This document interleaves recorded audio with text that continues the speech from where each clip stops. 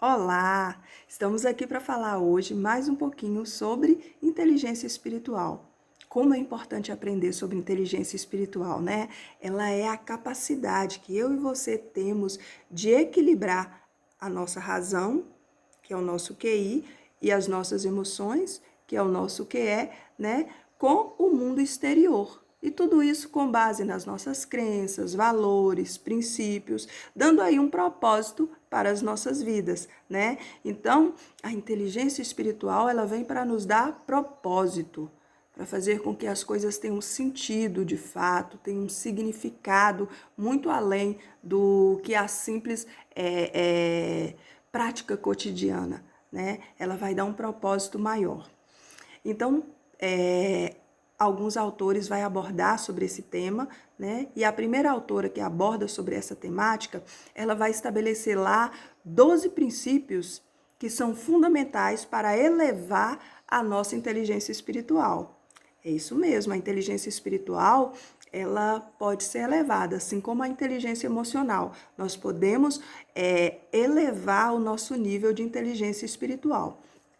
E dentro dos 12 princípios abordados pela autora, nós vamos encontrar dentro da Bíblia alguns escritores ensinando já a prática, né, desses princípios para poder elevar o nível de inteligência espiritual do povo daquela época. E um desses autores, sem sombra de dúvidas, é o apóstolo Paulo.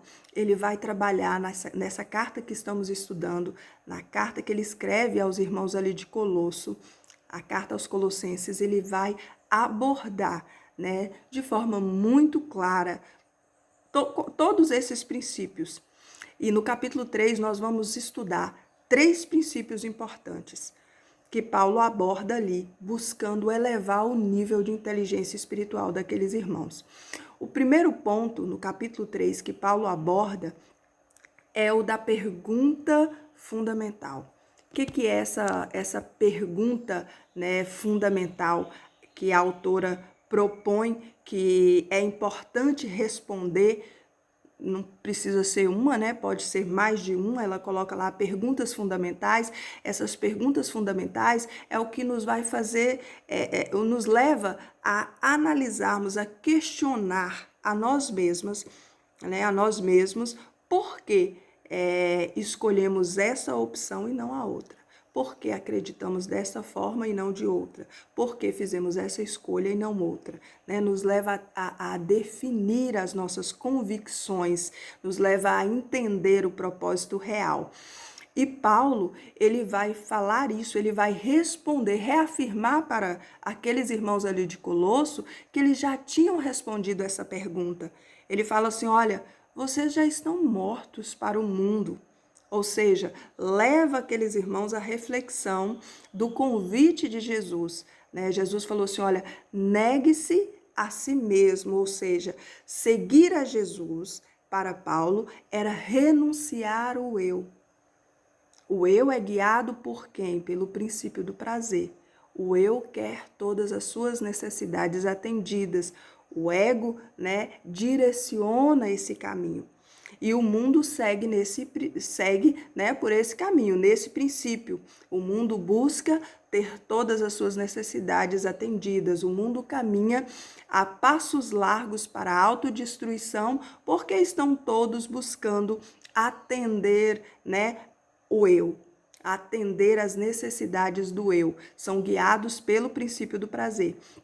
E Paulo relembra aqueles irmãos que eles tinham feito uma escolha e que na escolha deles, eles tinham escolhido, né, renunciar ao eu. Portanto, se eles estavam renunciando ao eu, eles estavam morrendo para o mundo. E quando ele aborda esse princípio, ele já trabalha, né, de forma bem intuitiva, ele já trabalha o segundo princípio abordado aqui nesse capítulo, que é o de visão, né? Visão e princípio, visão e valores, né? Porque ele começa a trabalhar ali com os irmãos quais os valores que eles defendiam agora, né? Reconhecendo que eles estavam com a vida escondida em Deus, reconhecendo também, né? Onde eles estavam. né? Estão mortos para o mundo. Mas onde eles queriam estar? Porque a visão é isso, né? A visão é quando eu analiso onde eu estou e onde eu quero chegar. A visão vai me dar essa ideia, né? A visão, ela é de longo alcance, ela é muito mais do que uma meta. A visão me leva a entender onde eu estou e onde eu quero chegar. E Paulo fala isso no capítulo 3, porque ele vai falar assim, olha, vocês estão escondidos em Deus, mortos para o mundo, mas vocês serão revelados em glória com Cristo Jesus, quando ele se revelar para o mundo. Então, a visão, ela te leva a entender onde você está, o porquê das renúncias que são feitas agora, compreendendo o propósito maior, que é onde eu quero estar, onde eu quero chegar, né? E dentro dessa visão, né, eu vou ter aí valores que serão fundamentais, valores que são importantes para a construção de quem eu sou, para embasar as renúncias que eu estou fazendo e para dar um sentido àquilo que eu escolhi para a minha vida, aquilo que eu escolhi viver, aquilo que eu abracei, né? E Paulo vai dando seguimento, se você ler o capítulo 3, é um capítulo muito rico, porque ele nos leva a muitas reflexões. E uma delas, né, é o terceiro princípio que ele aplica aqui, que é o senso de vocação. Ou seja, se eu respondi para mim mesma a razão pela qual eu escolhi abraçar esse propósito, a razão pela qual eu acredito que eu morri para o mundo, que eu estou renunciando o princípio do prazer, eu estou renunciando estou renunciando o ego para viver essa nova vida, né? Para poder afirmar com a leveza que Paulo afirma, já não vivo mais eu, mas Cristo vive em mim. Ele vai nos pontuar que nós começamos a desenvolver o senso de vocação. O que é o senso de vocação? É entender o meu propósito, é entender o meu chamado. É por isso que Paulo vai abordar tanto para aqueles irmãos, para ajudá-los a elevar o nível de inteligência espiritual deles, né? A importância do posicionamento deles e da aplicação prática da palavra em sua vida cotidiana. Não dava para negar o eu, deixar Jesus viver na minha vida e ter uma conduta diferente da que Jesus teria em todas as situações nas quais estamos inseridos.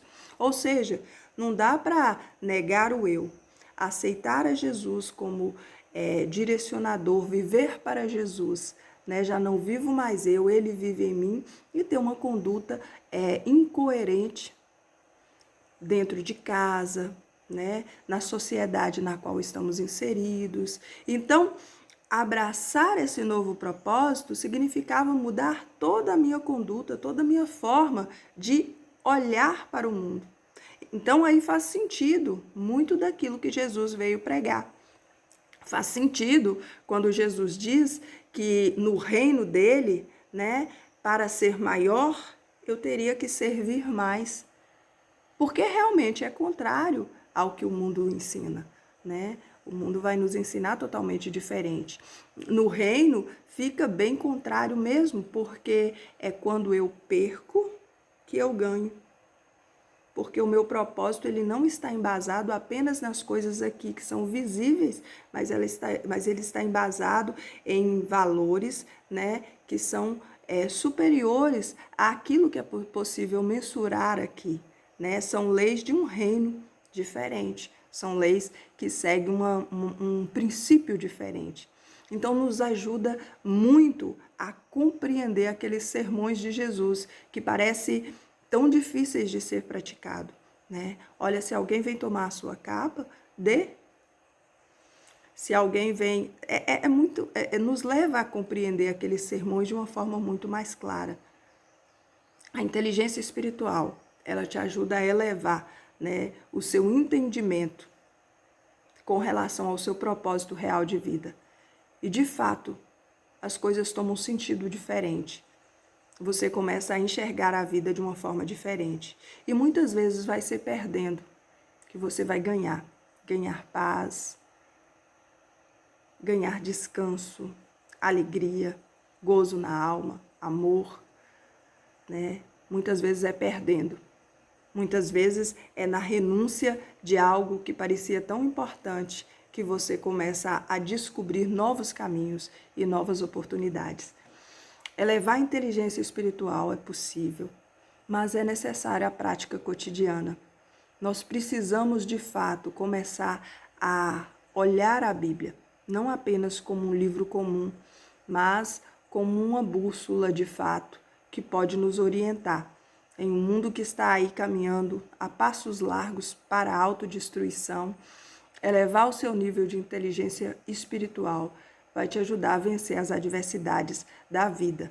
E eu vou orar com você nessa manhã para que o Senhor venha, né, ajudar-nos a prosseguir na nossa caminhada, compreendendo, né, o real propósito, respondendo a essas perguntas e aplicando pelo menos esses 3 princípios na nossa semana aí, para que a gente possa já iniciar com algumas mudanças que são necessárias na nossa vida. Então vamos orar? Senhor Deus, nós te louvamos, Pai. Te louvamos por toda a tua bondade, por toda a tua misericórdia. Te louvamos pela oportunidade que nos foi concedida. Oportunidade, Senhor, de sermos alcançados pelo teu imenso amor.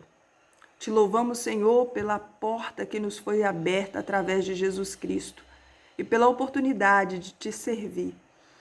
Senhor, como é difícil renunciar ao eu, como é difícil responder essas perguntas que são fundamentais para dar sentido, para nos fazer entender qual é a nossa missão aqui.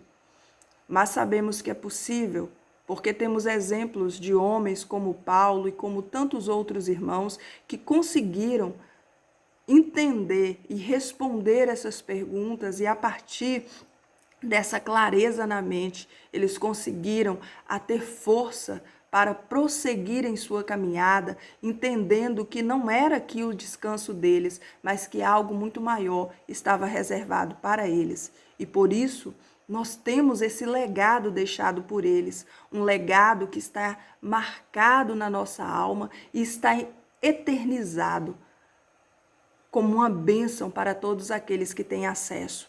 E assim como eles, Pai, que através do sofrimento construíram uma grande história, muitas vezes as pessoas que conviviam com eles ali, aquela geração, não tinha, Senhor, meu Deus, noção do quão grande eram aqueles homens. Que possamos ser como eles. Talvez, Senhor, sem valor na nossa geração atual, mas construindo algo muito além daquilo que pensamos ou imaginamos.